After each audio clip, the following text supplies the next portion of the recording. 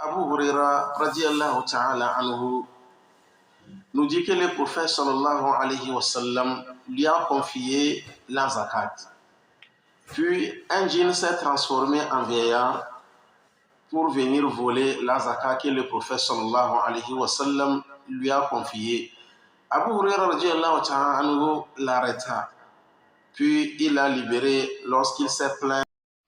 سبحان الذي لا ملجأ ولا منجا. إن الحمد لله نحمده ونستعينه ونستغفره ونستهديه ونتوب إليه ونعوذ بالله من شرور أنفسنا ومن سيئات أعمالنا من يهده الله فلا مضل له ومن يضلل فلن تجد له وليا مرشدا وأشهد أن لا إله إلا الله ولي الصالحين وأشهد أن محمدا عبده ورسوله صلوات ربي عليه وعلى آله وأصحابه وتابعين لهم ومن تبعهم بإحسان إلى يوم الدين أما بعد.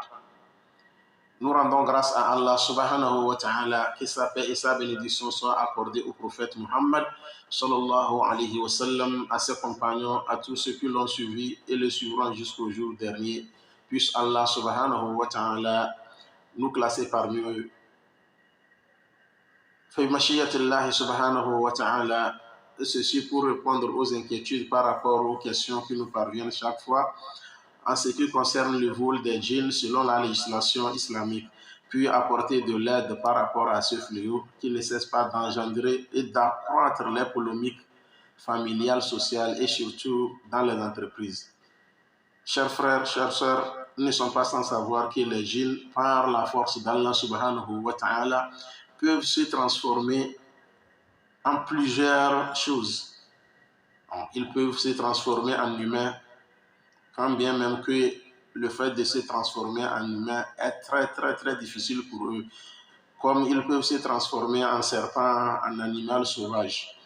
Abu Huraira radiallahu ta'ala anhu nous dit que le prophète sallallahu alayhi wa sallam lui a confié la zakat. Puis un djinn s'est transformé en vieillard pour venir voler la zakat que le prophète sallallahu alayhi wa sallam lui a confiée. Abu Huraira radiallahu ta'ala anhu l'arrêta. Puis il l'a libéré lorsqu'il s'est plaint par rapport à sa pauvreté. Ensuite, qu'il a une grande famille. Puis il est dans le besoin. Le lendemain, le prophète sallallahu alayhi wa sallam a su ce qui s'est passé avec Abu Huraira, puis lui a dit qu'il va revenir pour une seconde fois. Puis pour la troisième fois, Abu Huraira, sachant cela, a su, puis l'arrêta pour la troisième fois. Ainsi, il a dit, je ne peux pas te libérer, je dois t'amener auprès du prophète sallallahu alayhi wa sallam. Ensuite, il a supplié Abu Huraira, disant au prétendant qu'il va lui montrer, qu'il va l'enseigner un verset. Lorsqu'il fait ce verset, il sera protégé par Allah subhanahu wa ta'ala. Et ce verset, c'est Ayatul Kursi. Après la troisième nuit, le prophète sallallahu alayhi wa sallam informa à Abu Huraira que ce qu'il t'a enseigné est vrai. Mais cette personne était menteur. Mais pourtant, ce qu'il t'a enseigné est vrai. Le fait de réciter Ayatul Kursi avant d'aller au lit et la protection d'Allah subhanahu wa ta'ala sur la personne qui a récité Ayatul Kursi. Dans un autre hadith d'Abu Ayyub al-Ansari, c'est un hadith authentifié par Abdul Nasr al-Albani rahimahullah ta'ala. Donc ça s'est produit la même chose. Un djinn s'est déguisé en humain et ce djinn-là fait partie des magiciens des djinns. C'est pourquoi Abu Ayyub n'a pas su à l'arrêter. Le lendemain, il a informé au prophète sallallahu alayhi wa sallam. C'est en ce moment que le prophète sallallahu lui a enseigné de dire Bismillahi ajibi Rasulallah sallallahu alayhi wa sallam. Lorsque tu le vois voler, il faut dire Bismillahi ajibi Rasulallah et tu pourras l'arrêter. En ce moment, cette nuit, ce djinn est revenu pour voler les dates que le prophète sallallahu alayhi wa sallam a confié à Abu Ayyub. Puis il a dit ce que le prophète sallallahu alayhi wa sallam lui a enseigné. Bismillah ajibi Rasulallah. Puis il l'a arrêté. Il a voulu l'amener auprès du prophète sallallahu alayhi wa sallam. Puis il dit laisse-moi et je te montre un verset. Lorsque tu le récites, tu seras protégé par Allah ainsi que tout tes patrimoines, tous tes biens que tu as. Puis il a enseigné le même verset qui est Ayatul Kursi. Donc tout ceci fait partie des preuves qui démontrent que les djinns volent le patrimoine des humains, soit de l'argent ou bien des objets. Présentement, quels sont les remèdes par rapport à ce fléau?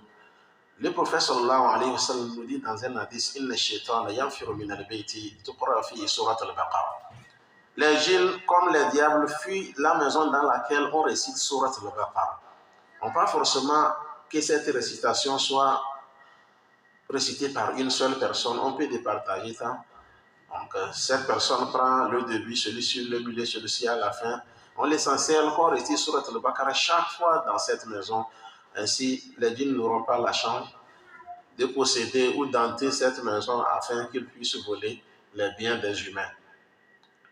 Et un autre remède par rapport à ces vols des djinns, le fait de réciter Bismillah, Masha'Allah, la quwwata illa billah, à chaque fois qu'on a contact avec de l'argent, donc soit dans les entreprises, dans les travaux et autres, lorsqu'on reçoit de l'argent, il faut répéter Bismillah, Masha'Allah, la quwwata illa billah. Lorsqu'on veut déposer de l'argent quelque part, il faut répéter la même chose. À chaque fois qu'on a contact avec de l'argent, répétez Bismillah, Masha'Allah, la quwwata illa billah. Ainsi, tout notre patrimoine sera protégé par Allah subhanahu wa ta'ala.